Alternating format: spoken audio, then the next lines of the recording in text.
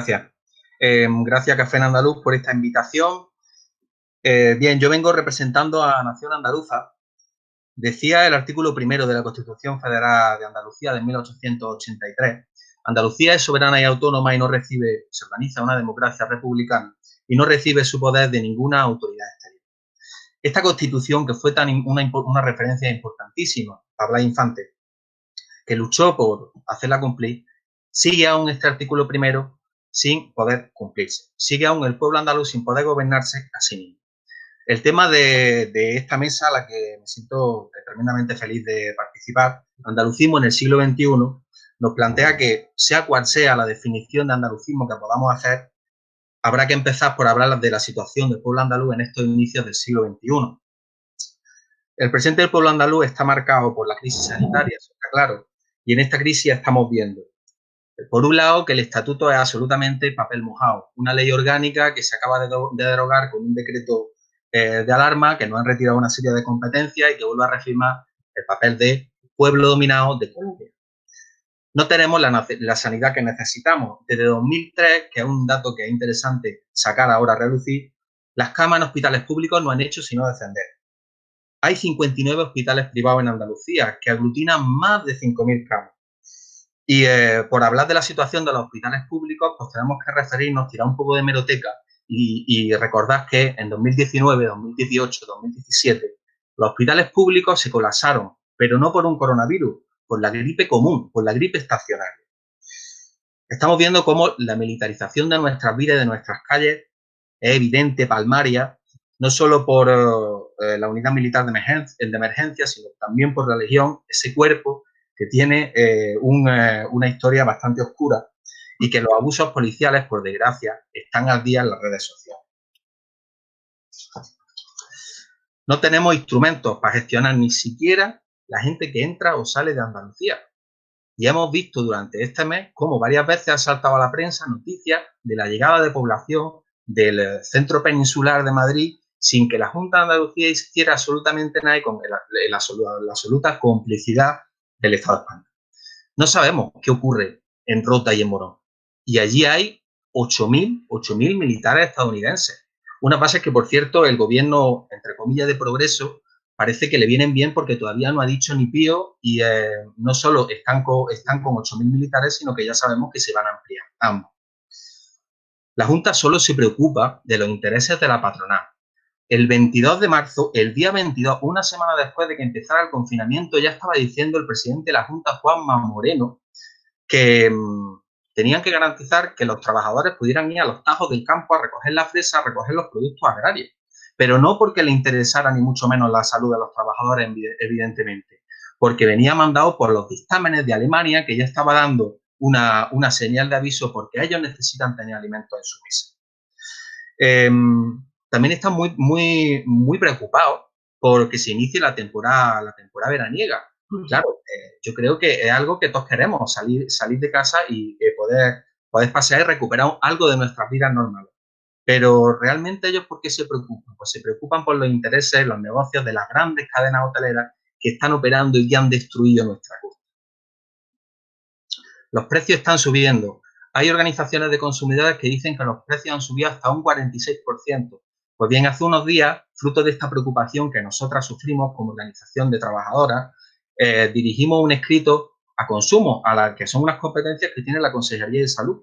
Pues hoy mismo hemos recibido la respuesta. ¿Y cuál es la respuesta? Porque se cogen de hombros, que no quieren saber absolutamente nada de una cuestión de precios, porque ellos no regulan los precios máximos. Vaya usted a pedir. Y echamos de menos una industria porque en esta crisis que estamos viviendo faltan suministros. Y resulta que si echamos un vistazo a la participación industrial de Andalucía en el conjunto del Estado español, ahora es mucho más baja que hace 20 años y que hace 40 años. Necesitamos una industria propia. Con cada crisis, y con esto me enlazo un poco con lo que decía Antonio Manuel, con cada crisis estamos viendo cómo el pueblo trabajador andaluz no avanza. El pueblo trabajador andaluz retrocede. Lo vimos en 2007-2008, lo estamos viendo ahora que estamos ya en 1 millón de personas desempleadas en Andalucía y lo vamos a seguir viendo si no ponemos una solución a esto. Nosotras lo tenemos muy claro. Creo que la mayoría de los que nos están viendo probablemente lo sepan y si no, lo expreso. Con la crisis capitalista, cada crisis capitalista hace que retrocedamos y, por lo tanto, nuestra propuesta no es ni más ni menos que para mejorar la situación del pueblo trabajador andaluz necesitamos la independencia política. Tenemos que conseguir los objetivos por los que luchó toda su vida y por los que fue asesinado Blas Infante. Pero además no es que seamos independentistas así porque sí, es que aparte de nuestro análisis político, que quizás no compartan el resto de miembros que están en esta mesa, hay unos datos y los datos son muy testarudos. Yo entiendo que esto pueda ser un poco aburrido, pero voy a referir a algunos porque creo que nos dan una perspectiva de por dónde van los tiros. La renta per cápita andaluza, por ejemplo, es casi la mitad que la de Madrid. 1,8 veces más alta la renta per cápita madrileña.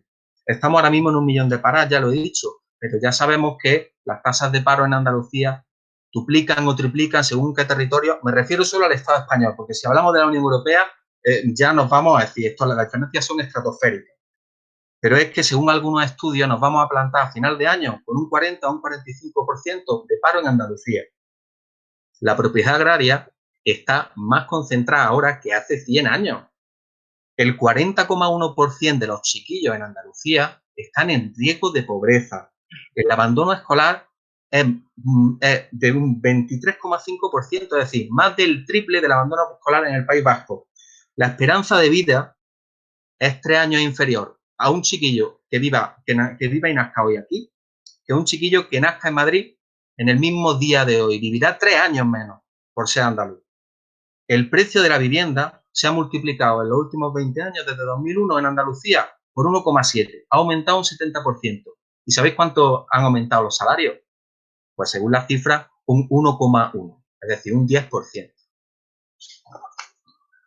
Todo esto quiere decir que aquí hay unas transferencias de riqueza desde Andalucía hacia otros territorios y hacia otras entidades. Carlos, un minuto. Perdona, sí. Un minuto. Uy, un minuto. Madre mía. Vale. Hay una transferencia de riqueza desde Andalucía a otros territorios. Esto es secular, esto nos perjudica al pueblo andaluz y esto es fruto de la división internacional del trabajo capitalista, que nos otorga una serie de roles. Tenemos que ser destino turístico, tenemos que ser productores de productos agrarios, tenemos que ser ejército de reserva de mano de obra, tenemos que ser, en resumen, una colonia interior. Tenemos que ser la colonia de Europa, la colonia de España. Y eso lo estamos pagando. Y lo estamos pagando y lo vamos a volver a pagar con esta crisis que estamos viviendo ahora. Tenemos recursos, tenemos conocimientos, tenemos capacidades, tenemos una gente trabajadora que saca para adelante lo que haga falta.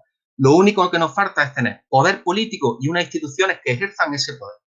Porque la situación actual nos indica que cualquier ley que las instituciones actuales autonómicas emitan tiene que estar en consonancia y supeditada a una ley superior, que son las leyes españolas. Las leyes españolas, a su vez, tienen que estar supeditadas a las leyes europeas. Las leyes europeas están supeditadas al capital, a la oligarquía, como siempre hemos estado. Necesitamos reforma agraria, necesitamos un plan de industrialización, necesitamos nacionalizar toda esa infraestructura sanitaria, necesitamos un sistema educativo andaluz, verdaderamente andaluz, y todo eso no lo podemos hacer sin independencia. La pregunta que debe hacerse ahora mismo el andalucismo a estos inicios del siglo XXI es la siguiente. ¿Es legítima la dominación del Estado español? ¿Nos beneficia que nos gobiernen? Nosotras pensamos que ni lo uno ni lo otro. En el Estado español, Andalucía siempre va a ser el vagón de cola, siempre va a estar en ese último lugar. Y si a eso le añadimos la situación política internacional que estamos viviendo, mucho peor, porque estamos viendo cómo una crisis del capitalismo en su etapa senil actual se le suma el ascenso de la extrema derecha desde Estados Unidos hasta la India, pasando por Brasil, por Hungría, por la propia Andalucía, y una crisis morrocotuda del Estado español. En todo ese contexto, el pueblo trabajador andaluz no puede esconderse, no puede hacer concesiones, no puede plegarse.